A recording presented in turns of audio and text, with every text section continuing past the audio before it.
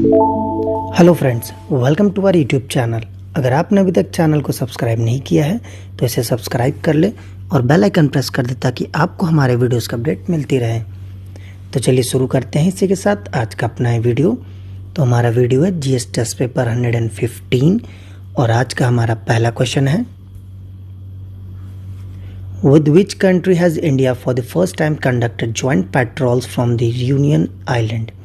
तो किस देश के साथ इंडिया मिलकर पहली बार एक जॉइंट पेट्रोल रियूनियन आइलैंड से कर रहा है। पेट्रोलिंग मतलब होता है, मतलब जैसे पुलिस पेट्रोलिंग करती है एक तरह के सुरक्षा के लिए, तो उसी तरीके से ये भी है। तो आपको बताना किस देश के साथ इंडिया मिलकर कर रहा है। तो उसका सही आंसर है ए, फ्रांस। फ्रांस के साथ मिलकर इंडियन नेवी ने ये ज्वाइंट पेट्रोलिंग कर रहा है। और जो मतलब जो एयरक्राफ्ट यूज जा रहा है वो है P8I एयरक्राफ्ट है, जिसकी मदद से पेट्रोलिंग हो रही है। तो चलिए इसी के साथ बढ़ते हैं हम अपने अगले क्वेश्चन की तरफ। Question number 2, Although the Right to Education Act was enacted in 2009, its roots are traced to the colonial era debates and also the demand for the Indian national movement. The idea was first clearly enunciated by, कहने का मतलब जो right to education act है, यानी कि पढ़ने लिखने का जो अधिकार है हमारा, वो एक कानून बना 2009 में। लेकिन जब उसके हम जड़ों को तलाशते हैं तो वो हमें कॉलोनियल एरा से मिलता है, यानी कि जो ब्रिटानिया सरकार थी, अंग्रेज़ों की हुकूमत थी, तब से हमें मिलता है। तो ये आइडिया जो राइट टू एजुकेशन का है, ये किसने दिया था, किसकी ब्रेन चाइल्ड थी, आपको बताना है। तो इसका सही आंसर है A, Gokhale's resolution in 1910 in legislative council. जो गोखले थे, गोपाल कृष्ण गोखले, तो उनकी ये मतलब उन्होंने एक रेजोल्यूशन पेश किया था 1910 में लेजिस्लेटिव काउंसिल में, तो वहीं से इसकी शुरुआत होती है। तो चलिए इसी के साथ बढ़ते हैं हम अपने अगले क्वेश्चन की तरफ। Question number 3, which of the following refers to the deposit of ice crystal formed by the freezing of supercooled fog or cloud droplets on object whose surface temperature is below freezing। कहने का मतलब है इनमें से किससे जो ice crystal deposits होती हैं, बहुत सारे आइस के एक पे एक जब डिपॉजिट होती हैं, formed by the freezing of super cold fog, जो बहुत ज़्यादा ठंडी फॉग होती है या क्लाउड ड्रॉपलेट्स बोलते हैं इनको, तो उनके जमने से जो ये आइस क्रिस्टल्स बनते हैं, तो no objective whose surface temperature is below freezing point. तो आपको बताना किसकी surface temperature below freezing point होता है, जिसकी वजह से ये आइस क्रिस्टल्स बनते हैं। तो उसका सही आंसर है ए, राइम। ये एक तरीके की सॉलिड प्रेसिपिटेशन है, यानी कि बारिश है। It formed due to freezing of water droplets from fog onto the cloud surface, including the artificial snow crystals tend to be larger than in snow। कहने का मतलब ये जब जो पानी है, प्रेसिपिटेशन होती है जो राइम में, तो वो बिलो फ्रीजिंग पॉइंट होती है, इसकी वजह से वो जम जाती है बादल के ऊपर ही, और इसलिए जो उसके बर्फ़ होते हैं वो नॉर्मल स्नो से बड़े होते हैं। तो चलिए इसी के साथ बढ़ते हैं अपने अगले क्वेश्चन की तरफ। Question number 4, Which among the following organizations took up the issue of reduction of maximum age for civil services? कौन से ऑर्गेनाइजेशन ने जो हमारे जो सिविल सर्विसेज की परीक्षा होती है, तो उसको जो मैक्सिमम एज होती है कि आप इतनी उम्र तक दे सकते हैं, तो इस मुद्दे को किस ऑर्गेनाइजेशन ने उसने उठाया था, ये आपको बताना है। तो इसका सही आंसर है डी, इंडियन एसोसिएशन। और जो ये ऑर्गेनाइजेशन है, इसको सुरेंद्र नाथ बनर्जी और AM बोस द्वारा बनाया गया था। तो चलिए इसी के साथ बढ़ते हैं अपने अगले क्वेश्चन की तरफ। क्वेश्चन नंबर 5,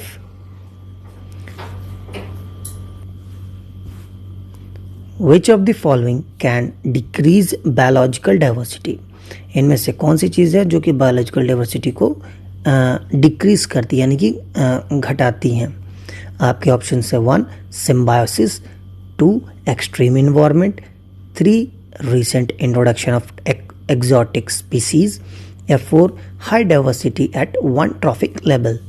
कहने मतलब सिम्बायोसिस दोनों लोग का सामंजस्य किसी दो अलग अलग स्पीसीज के।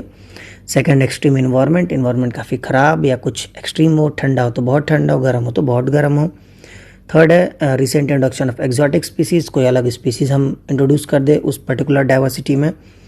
या फोर्थ है high diversity eight one trophic level, या फिर किसी एक ट्रॉफिक लेवल पे यानी एक जो स्तर होता है अगर वहाँ पे बहुत ज़्यादा डाइवर्सिटी है, भिन्न भिन्न तरीके की जानवर हो तो उससे वो इकोलॉजिकल डाइवर्सिटी डिक्रीज होता है। तो आपको बताना है इनमें से कौन सा स्टेटमेंट सही है।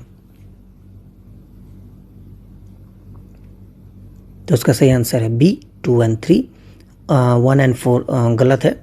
Symbiosis promotes the biological diversity, यानी कि सिम्बायोसिस प्रमोट करता है और बेनिफिशियल रिलेशन होता है किसी दो ऑर्गेनिज्म के बीच में। तो चलिए इसी के साथ बढ़ते हैं अपने अगले क्वेश्चन की तरफ। Question number 6, which of the following is not the tributary of Kaveri river. आपको बताना है इनमें से कौन सी कावेरी नदी की सहायक नदी नहीं है। तो उसका सही आंसर है सी पूर्णा। पूर्णा नदी कावेरी नदी की सहायक नदी नहीं है। तो चलिए इसी के साथ बढ़ते हैं अपने अगले क्वेश्चन की तरफ। Question number 7, consider the following statement regarding Jyotiba Phule. Jyotiba Phule के संदर्भ में 3 स्टेटमेंट है, आपको बताना है कौन सा सही है। पहला है ही aimed at modification not abolition of the varna system, यानी कि जो वर्ना सिस्टम था उसमें मॉडिफिकेशन यानी कुछ बदलाव चाहते थे, ना कि उसको ख़त्म करना चाहते थे। सेकंड है he dedicated his book Gulamgiri to the African American movement to end slavery. जो गुलामगिरी की किताब थी ज्योतिबा फुले जी की, तो वो अफ्रीका में जो स्लेव मूवमेंट चल रहा था यानी कि नौकर वाली शाही चल रही थी, तो उसको ख़त्म करने के लिए ये किताब उसको मतलब एक तरीके से डेडिकेटेड थी।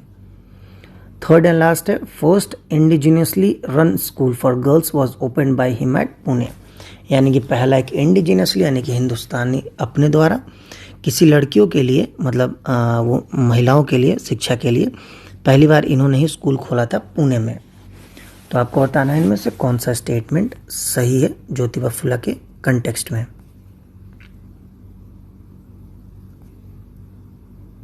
तो उसका सही आंसर है डी 2 and 3 ओनली, पहला वाला गलत है। इन्होंने कंप्लीट एबॉलिशन वर्ना सिस्टम की बात कही थी। तो चलिए इसी के साथ बढ़ते हैं अपने अगले क्वेश्चन की तरफ। Question number 8, the special characteristics of plant and animal that enable them to be successful under the prevailing set of environmental condition are called as. जो एक अलग से कैरेक्टरिस्टिक्स किसी प्लांट एनिमल की होती है जो मदद करती है उनको एक prevailing set of environmental condition में रहने के लिए, जो भी इन्वायरमेंट अभी कंडीशन चल रहा है रहने के लिए, तो उसको क्या बोलते हैं आपको बताना है।